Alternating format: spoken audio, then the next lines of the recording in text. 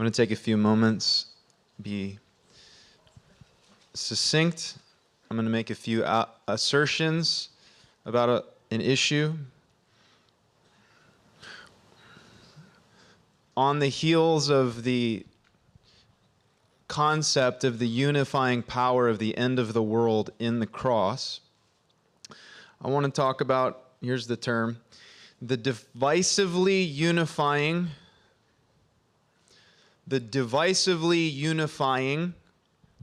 power of Israel's future trouble.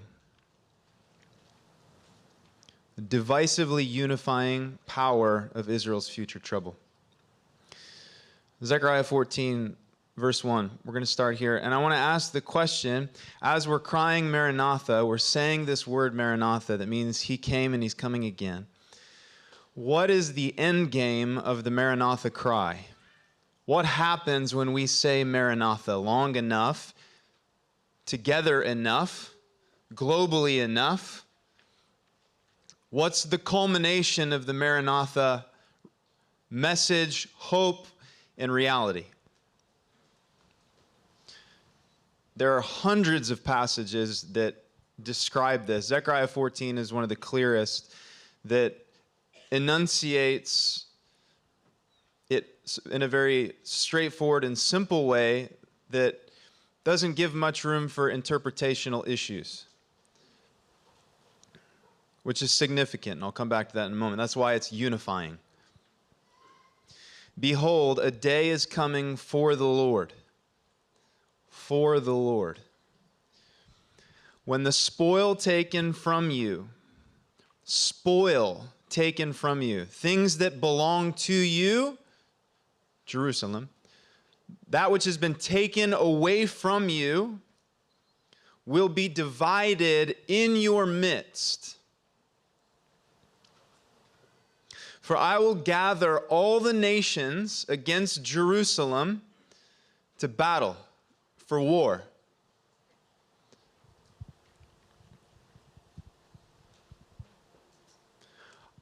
I will gather all nations, the divisively unifying power.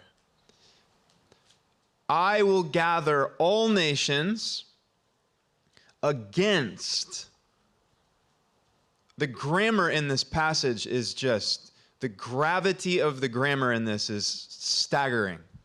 I will gather all nations against Jerusalem to war, to battle. And the city shall be taken, the houses plundered, and the women raped. Half of the city shall go into exile, but the rest of the people shall not be cut off from the city. Then, after the gathering, after the battle, after the plundering, after the rape, after the exile, then the Lord will go out and fight. The Lord will fight. The Lord will fight against, the word against is used twice in this passage, against those nations as when he fights on a day of battle. Meaning it's going to be like actual combat and warfare, as on a day of battle. On that day, his feet, I was thinking about this passage as Jess was leading us in the feet of, we lay our affections at the feet of Jesus. Feet on that day that will be covered in blood, standing on the Mount of Olives, overlooking the city of Jerusalem that's just been bruised beyond recognition. On the day his feet will stand on the Mount of Olives that lies before Jerusalem on the east, and the Mount of Olives shall be split in two.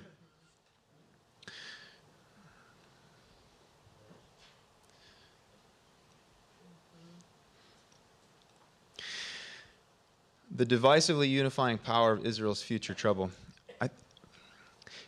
In the 1800s up until 1948, there was a spirit of Zionism that was emerging in the nations, both Jewish Zionism and Christian Zionism. Divisively unifying. Moving towards repatriation of covenantal promised land to the Jewish people on an ethnic, national, and territorial level.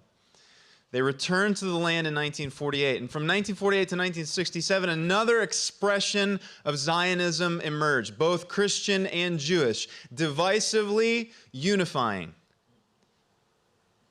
Dividing and unifying the Jewish world, and dividing and unifying the global Christian community. Divisively unifying.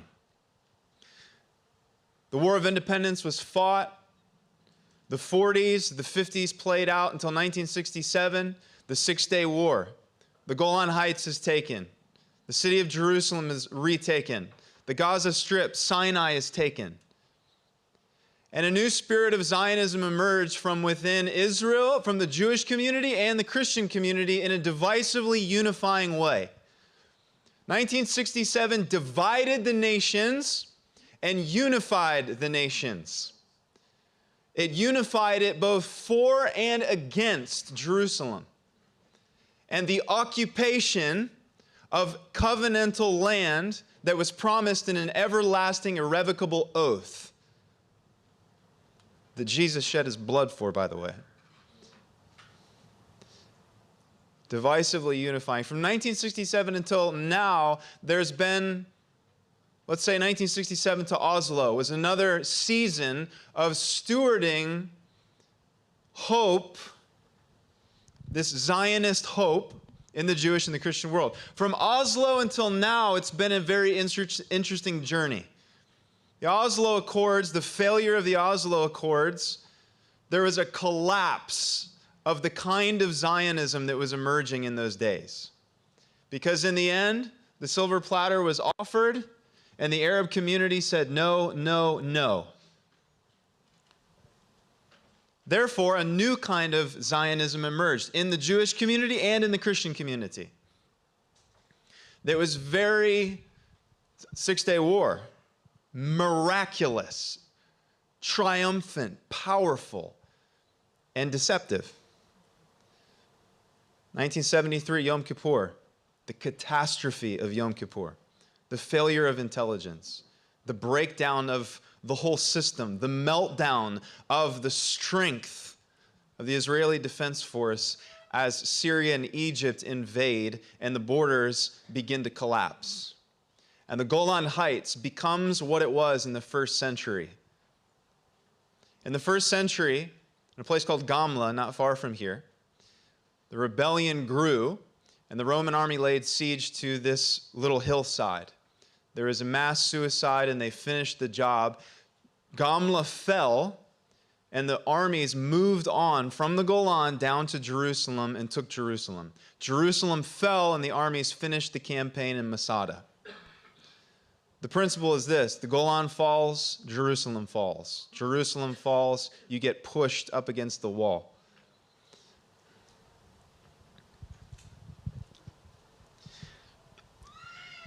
Now, this issue of future trouble is a very troubling issue in the Christian world and in the Jewish world. But here's what I want to say tonight, and I'm going to keep it brief so that we can, the simplicity of it won't get lost in lots of commentary. I believe that the reality of the future trouble is actually profoundly unifying, and that we have tons of ground to stand on, both with the Jewish people and in the Christian community and in the Messianic community who's stuck in the middle. I believe that this issue, I believe that the devil wants to divide over this issue of future trouble. But I believe that if the veil is pulled off of what the devil's doing, we can look at each other in the same way that Nikolai laid out the unification element of the cross of the end of the world. I actually believe that this issue, which has been dividing many of us, is actually going to be something that unites us in the coming days. Not because we agree with each other's interpretation, because of something else entirely. And here's why I say that. I believe that we have way more agreement on the fundamentals than we're actually aware of. I want to make 5 assertions about the divisively unifying power of Israel's future trouble, and then how we should stand in the coming days in light of this. Before we do that, I want to mention this. Every time I go to Jerusalem, wherever I am in the Jerusalem, I think of Zechariah 14, and I think this is a big city. Regardless of interpretational issues, premillennial, postmillennial, post-tribulational, whatever, wherever you land on that thing, Zechariah 14 says this: before he steps foot on that hill, the city, half of it goes into exile. The question then that we must ask ourselves is, if half of the city of Jerusalem is going to fall and collapse and be violated by a military campaign, what happened to Israel's borders and to the biblical heartland? If half of the city of Jerusalem is going to be bruised to this magnitude, what's happening in the borders and what's happening around the city? Because the answer to that question will then inform us to ask the next question: how shall we then stand as brothers and sisters with each other, and how shall we stand with the Jewish community and the state of Israel that's facing this coming day? Because here's what I believe. I believe that the Zionism of the 1800s that evolved into the Zionism of the War of Independence, that evolved into the Zionism of the 1967, up until Oslo, up until the Intifada, up until now, I believe the next expression is going to be a unified expression of courage and unto death sacrifice to stand with Israel in the face of what's coming. Assertion number 1, the modern state is a providential act of God. He did this. He did this. He brought them back to the land. We agree. If you don't, it's divisively unifying. You go, well, Dalton, that's a little bombastic. How can you say that God is on your side? Well, Jesus fights everyone that comes against it, so I'm kind of assuming that he did it. That's the simplest. I mean, it's not very intellectual, but it's very simple. He comes and kills people that try to violate Jerusalem. What are we talking about? That's simple. Assertion number 1. I believe that we're unified in this. God brought the Jewish people back to the land and for the repatriation of the city of Jerusalem. Number 2, I believe we all agree in some way, shape, or form that trouble is coming now that they're back, because the coming back is provoking the hatred of Israel's neighbors. Some are getting on board and saying, you know what, maybe we need to accept it. Thanks, MBS. Shout out to the Saudis right now. They're cool right now, but who knows what's going to happen tomorrow? Who knows? Hey, Soleimani, he was a big problem. He's gone, so maybe things will get better. Maybe, maybe not. History's full of surprises. Either way, whether it's a Category 3 hurricane or a Category 5 hurricane, I think we can all agree that there's enough things moving out over the ocean that a hurricane could potentially form. That could unify. That could unify. We agree that the state is an act of God. We agree that storm clouds are churning. I think what the Lord wants to get us into agreement as well is over this third issue. We are called to stand with Israel even unto death. Because standing with Israel is how you stand with the man that you follow. Matthew 25, what you did for the least of my brethren, you did unto me. You die for them, it's as if you're dying for me. Wait, are you ascribing Christological weight and glory upon the state of Israel? That's political.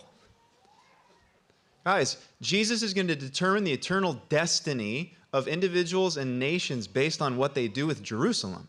Don't tell me this is political. This is Christological. You stand against it, he stands against you. It's as simple as that. If you don't like that, you're outside the camp.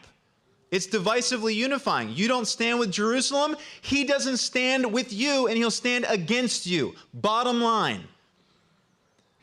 This is not politically correct, but it's biblical. Jesus stands against people who stand against Jerusalem.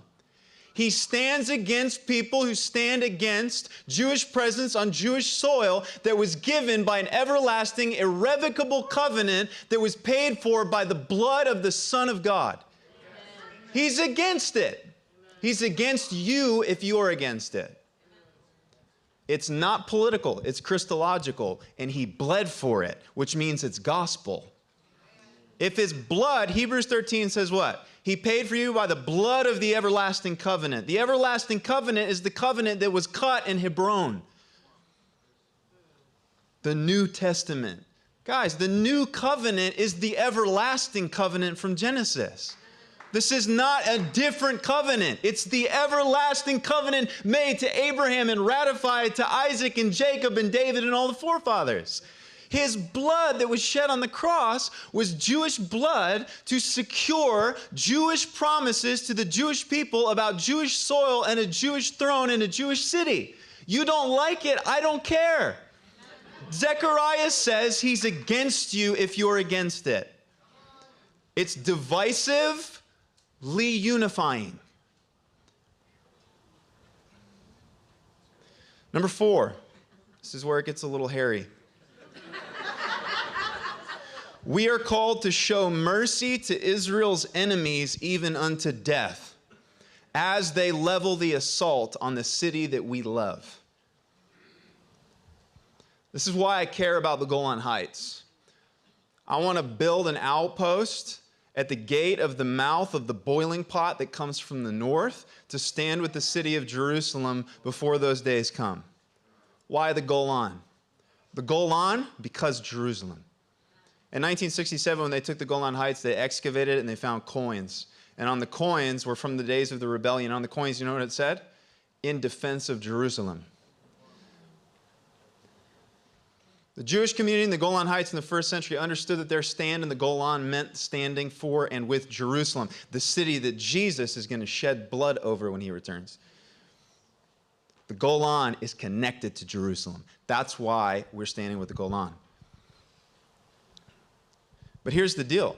When those foreign invaders come across the border, there's a tendency to say, we stand with Israel, therefore we hate those who hate Israel. And the Lord says, then I'm against you too. Because in the midst of this, there's going to be a provocation of the nations, both to anger and to revelation, as the cross is demonstrated by the bloodied body of Christ manifested in the nations, in and through the church, as they stand with Israel in this coming crucible. We're called to stand with Israel and with Israel's enemies as the assault begins. This is where your theological boxes begin to collapse. Isn't this the cross, though? Father, forgive them, they know not what they do, as the nails are going into the hands. There's going to be a similar crucifixion of the church in the last days as we stand with and for Jerusalem. But he's called us to the nations, not to just stand with Jerusalem. He's called us to stand with the nation, not stand with the nations, to give a witness to the nations as they come against Jerusalem. That's his design, guys. Look at this. It's sovereign. I will gather the nations against Jerusalem. This isn't the devil doing it. The devil's doing it. He's involved. He's participating in it. But God's sovereignty is the banner over this. People say, well, wait, I don't like the idea of Jacob's trouble. Okay, that's fine. But Jesus is the one that's doing it and taking responsibility for it. It's not an issue that's open for interpretation. Jerusalem is going to be bruised under God's sovereignty to provoke the nations ultimately to then judge them for what they did for it.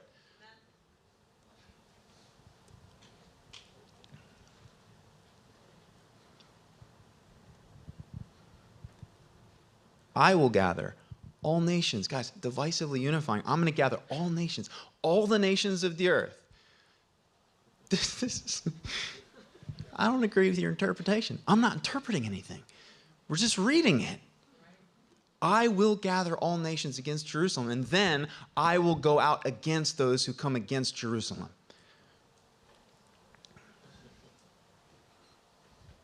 And lastly,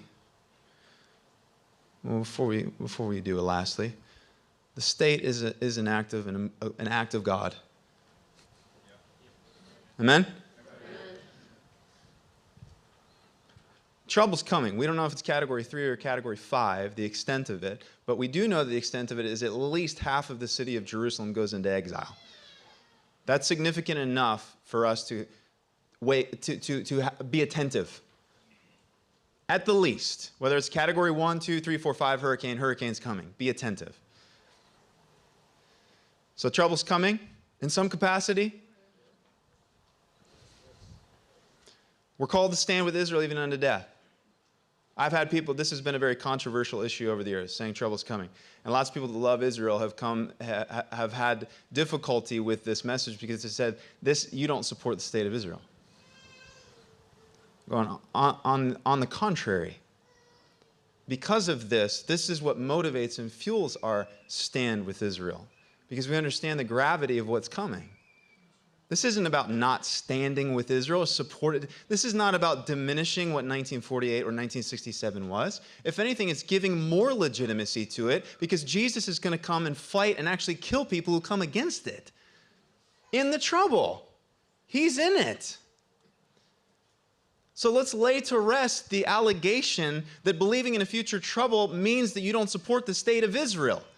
It means that you do, and that you're ready to die for it, because it's connected to the man that hung in Jerusalem and purchased you with his blood. And because of that great mercy, we're to show mercy to Israel's enemies, that there's going to be a great harvest in the process of this whole thing, such that there are enough people left over in the nations that later in Zechariah 14, they're called to come up to the Feast of Tabernacles. They're commanded to do it.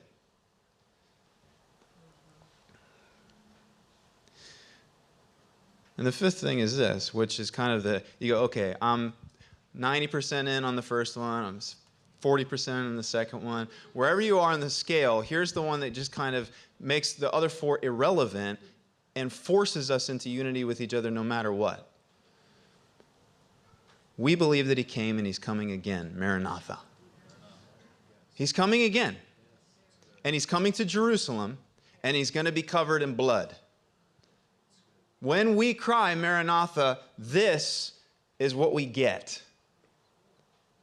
And this will be the restoration of all things, life from the dead for the whole world, because Jerusalem, out of Zion's hills, salvation comes.